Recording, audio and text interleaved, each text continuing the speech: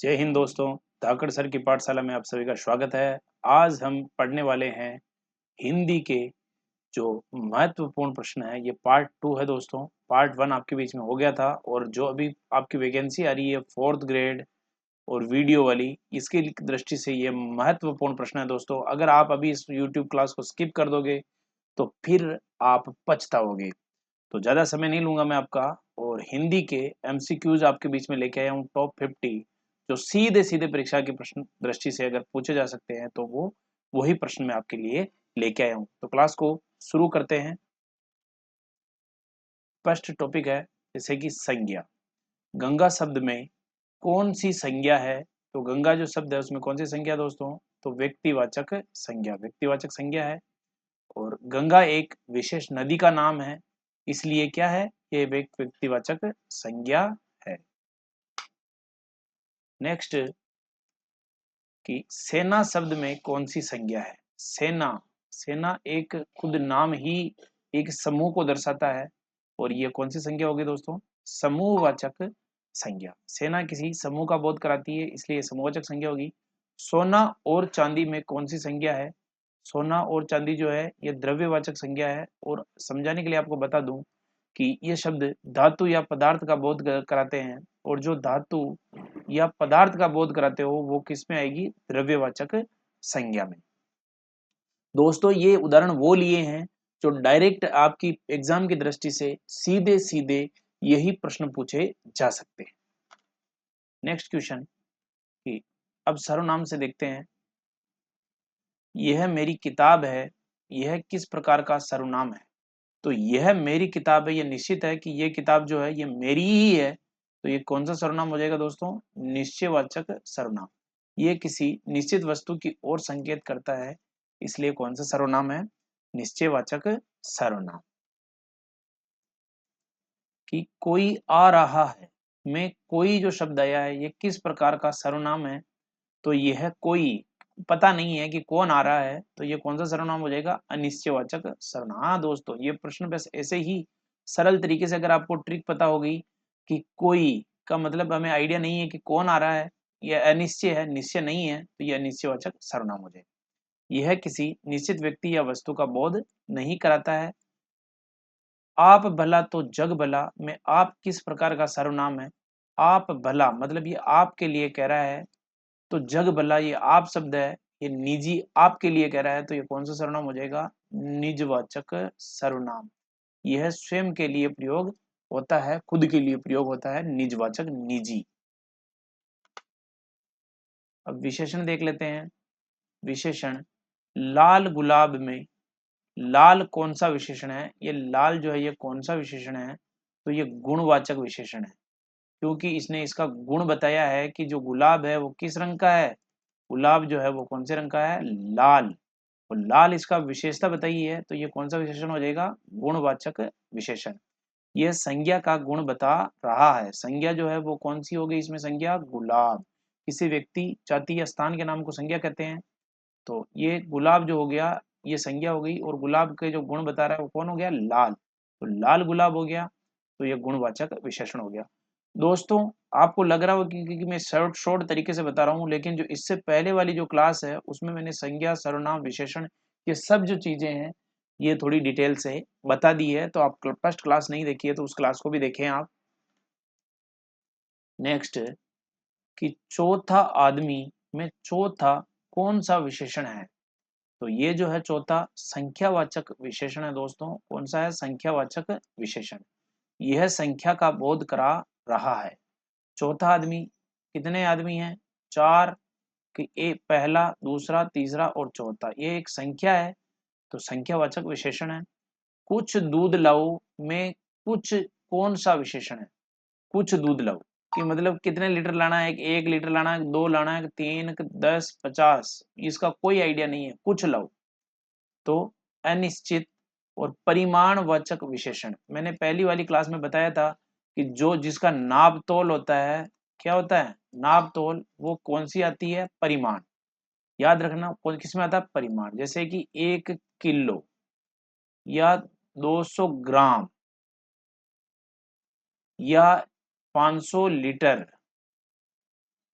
या 1 मीटर, अगर इस प्रकार का कोई भी आता है वो किसमें आ जाएगा दोस्तों, परिमाणवाचक विशेषण। यह मात्रा का बोध कराता है लेकिन यह निश्चित नहीं है, क्योंकि कुछ दूध लाओ किसी भी प्रकार का कोई वो नहीं है कि कितने लीटर दूध लाना है।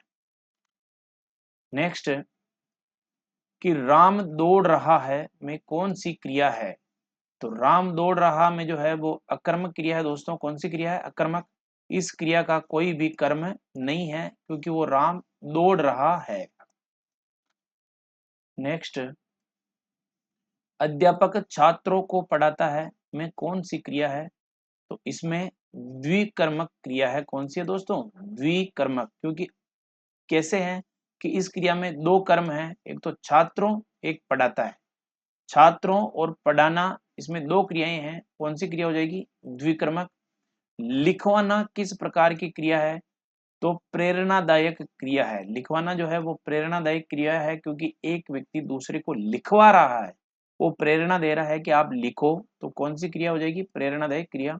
जब कर्ता स्वयं काम न करके किसी और से करवाता है, वो प्रेरणार्थक क्रिया है कि वो खुद नहीं लिखकर दूसरों से लिखवा रहा है। तो ये कौन सी क्रिया हो जाएगी? प्रेरणार्थक। पर्यायवाची और विलोम। दोस्तों मैं आपको ये क्लास इतनी बिल्कुल व्यवस्थित तरीके से इसलिए बता रहा हूँ, और अगर आपको व्यवस्थित नहीं लग रही है तो आप सीधे सीधे ये जो प्रश्न है, ये उदाहरण है, ये डायरेक्ट आपको परीक्षा में देखने के लिए मिल सकते हैं, फिर आप पछताओगे। इसलिए क्लास को बिना स्किप करते हुए देखते रहिए, अपने दोस्तों के साथ शेयर जरूर कीजिएगा। सूर्य का पर्यायवाची शब्द क्या है? सूर्य का पर्यायवाची है रवि, भानु और दिनकर। ये सूर्य के पर्यायवाची है। इनको ऐसे ही याद करने पड़ेंगे आपको, 2-4 बार पढ़ना देखना। रवि, भानु और दिनकर। जल का पर्यायवाची शब्द क्या है? पानी है, नीर है और अंबु है। पृथ्वी का पर्यायवाची शब्द क्या है? तो धरती है, भू है, धरा है, भूमि है। ये जो है पृथ्वी के पर्यायवाची है। अमृत का विलोम शब्द क्या है? अगर आप अमृत की बात कर रहे हो तो इसका विलोम शब्द हो जाएगा विष या जहर। क्या हो जाएगा दोस्तों? विष या जहर। सुख का विलोम शब्द क्या है? तो सुख का विलोम शब्द हो जाएगा दुख। सुख दुख तो जीवन में आने जाने हैं, सुना ही होगा यह गाना, दो दुख। अंधकार का विलोम शब्द क्या है? तो अंधकार है तो लाइट जला लो, या रात हो गई तो सुबह सूर्य भगवान जो है वो क्या देते हैं? प्रकाश, रोशनी। तो अंधकार का विलोम शब्द हो जाएगा प्रकाश। हाँ दोस्तों, अगर आप में ये भी कंफ्यूजन है कि विलोम क्या है, विलोम का मतलब है उल्टा, पर्यायवाची का मतलब होता है उसी के समान अर्थ वाला। मुहावरे और लोकोक्तियां। उल्टा चोर कोतवाल को डांटे लोकोक्ति का क्या अर्थ है? तो अपना अपराध स्वीकार न करके पहुंचने वाले को ही दोषी ठहराना। कि उल्टा चोर कोतवाल को डांटे कि जिसने गलती की है, वो अपना तो जो गलती है उसको स्वीकार नहीं करके जो गलती की बात कर रहा है, जो उसको गलती का एहसास दिलाना चाह रहा है, उसी की गलती बता दे। उल्टा चोर कोतवाल को डांटे। नाक में दम करना, मुहावरे का क्या अर्थ है?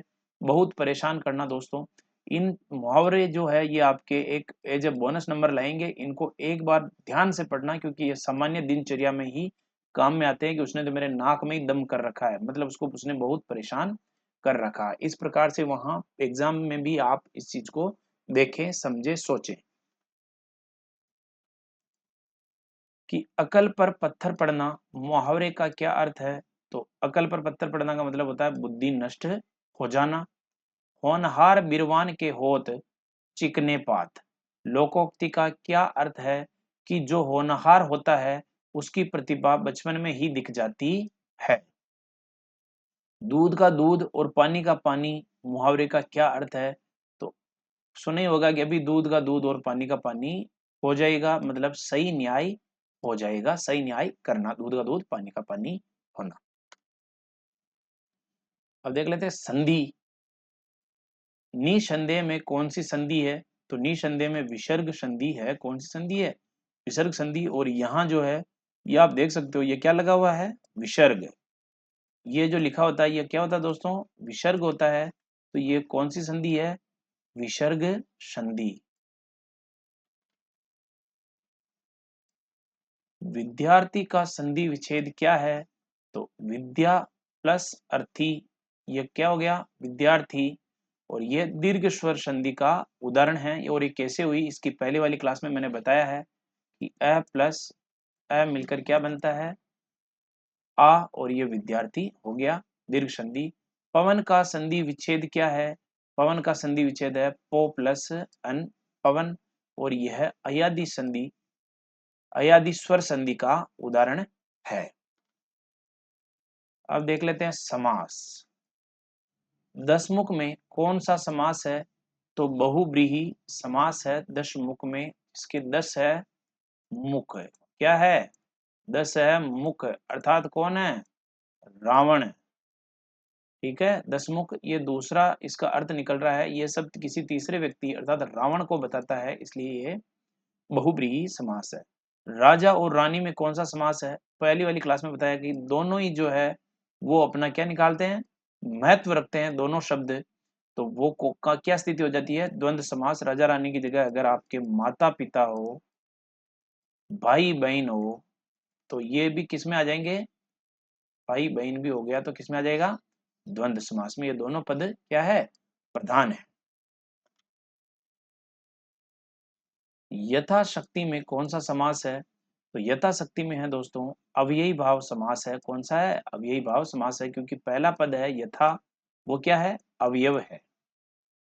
सप्तऋषि में कौन सा समास है? तो सप्तऋषि में जो है वो द्विगु समास है दोस्तों। कौन सा समास है? द्विगु, क्योंकि पहला पद जो है सप्त, सात एक संख्या है। सप्तऋषि मतलब कितने ऋषि है? सात। सात ऋषि हो गए। सात क्या है दोस्तों? एक संख्या है। और ये पहला पद जो है वो सप्त सात एक संख्या है, तो कौन सा हो जाएगा? द्विगु समास। एक उदाहरण और लेते हैं सप्तऋषि का, जैसे यहाँ आ गया चौराहा, मतलब कितनी राहें हैं? चार। और चार क्या है? एक संख्या है। और पहला पद अगर संख्या है तो कौन सा हो जाएगा इसमें? द्विगु समास। शब्द विचार देख लेते हैं कि घर किसी प्रकार का, घर किस प्रकार का शब्द है? तो घर जो है वो रूढ़ शब्द है। इसके टुकड़े करने पर कोई अर्थ नहीं निकलता है। अगर इसके टुकड़े कर दें ग प्लस र, तो इन दोनों शब्दों का कोई अर्थ नहीं निकलता है। तो ये कौन से शब्द हो गए? रूढ़ शब्द। रेलगाड़ी किस प्रकार का शब्द है? तो ये संकर शब्द है, क्योंकि रेल प्लस गाड़ी, ये जो दोनों हैं ये दो अलग अलग भाषाओं से, रेल जो है वो अंग्रेजी शब्द है और गाड़ी जो है वो हिंदी शब्द है, इससे लेकर बना है। तो ये कौन सा शब्द हो गया? संकर शब्द हो गया। कौन सा शब्द हो गया? संकर शब्द, क्योंकि ये दो भाषाओं से लिया हुआ मिश्रित शब्द है। अग्नि किस प्रकार का शब्द है? तो अग्नि है तत्सम शब्द है दोस्तों, और ये संस्कृत से सीधे आया है। अग्नि जो शब्द है अगर संस्कृत में भी लिखेंगे तो इसका क्या होगा? अग्नि। और जो संस्कृत से ऐसे के ऐसे शब्द आ गया बिना किसी परिवर्तन के, वो कौन सा शब्द होता है? तत्सम। आग किस प्रकार का शब्द है? तो ये तद्भव शब्द है, क्योंकि ये संस्कृत से अगर आता तो ये अग्नि रहता, और ये बाद में परिवर्तन हुआ तो ये कौन सा शब्द हो जाएगा? तद्भव। ये अग्नि का परिवर्तित रूप ही है आग, जो क्या हो जाएगा? तद्भव। याद रखना है कि जो संस्कृत से सीधा आया, कि संस्कृत का जो संस्कृत में है वैसा का वैसा आएगा, आ जाएगा, तो वो क्या हो जाएगा? तत्सम। और जो बदल के आ जाएगा वो क्या हो जाएगा आपके? तद्भव। कौन सा शब्द हो जाएगा? तद्भव। अब इसी के साथ बहुत ही महत्वपूर्ण प्रश्न है जो कई बार लगातार हर परीक्षा में लगभग पूछा जा रहे हैं, वो प्रश्न लेके आया हूँ। जो कहा न जा सके के लिए शब्द क्या है? तो जो कहा न जा सके वो कौन सा है? अकथनीय, जो जिसे कहा ना जा सके। जिसका कोई शत्रु न हो के लिए एक शब्द क्या है? वो है अजात शत्रु। जिसका एक भी व्यक्ति या एक भी कुछ कोई भी शत्रु नहीं होता, उसे अजात शत्रु कहते हैं। भगवान करे आपके भी कोई शत्रु न हो। जो पढ़ा लिखा न हो उसके लिए एक शब्द, ये आप सभी जानते हो क्या है? अनपढ़। हाँ, ऐसे इसी प्रकार के सरल सरल प्रश्न भी आ जाते हैं और आपको वहां कंफ्यूज करते हैं, क्योंकि ऑप्शन आएंगे चार। घोड़ा का स्त्रीलिंग शब्द क्या है? तो घोड़ा का स्त्रीलिंग शब्द है घोड़ी। और स्त्री का बहुवचन क्या है? बहुवचन पूछा है तो स्त्रियां। पेड़ से पत्ते गिरते हैं में कौन सा कारक है दोस्तों? तो इसमें अपादान कारक है, क्योंकि अलगाव, अलग होने का बोध आता है कि पेड़ से जो पत्ते अलग हो रहे हैं, तो ये अलगाव का बोध कराता है। अरे तुम आ गए में कौन सा कारक है? तो संबोधन कारक है। कौन सा कारक है? संबोधन। कि अरे, ये जो चिन्ह है अरे और इस प्रकार का चिन्ह लगता है तो ये संबोधन है। किसी को संबोधित करने के लिए प्रयोग होता है संबोधन कारक। नेक्स्ट, राम ने रावण को मारा में को किसका कारक चिन्ह है? ये जो को है ये कर्म कारक है दोस्तों, क्योंकि वर्तमान काल में कितने भेद होते हैं? तो 5 भेद होते हैं वर्तमान काल में। और राम पढ़ रहा है में कौन सा काल है? तो अपूर्ण वर्तमान काल। कौन सा काल है? अपूर्ण वर्तमान काल। नेक्स्ट, कि बच्चा का बहुवचन क्या है? तो बच्चा का बहुवचन है बच्चे। पुस्तक शब्द का लिंग क्या है? तो पुस्तक शब्द का जो लिंग है वो क्या है दोस्तों? स्त्रीलिंग है। आलस्य शब्द का विशेषण क्या है? तो आलस्य शब्द का विशेषण जो है वो क्या है? आलसी।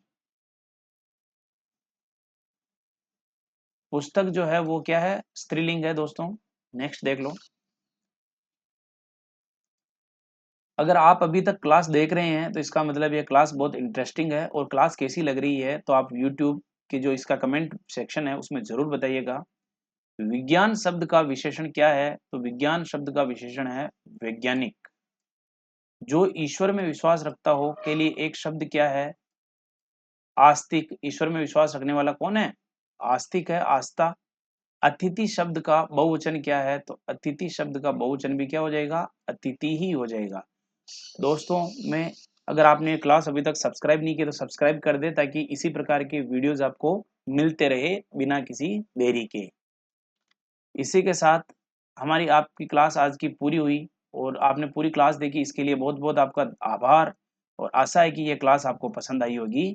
इसी के साथ आपका धन्यवाद। जय हिंद, जय भारत।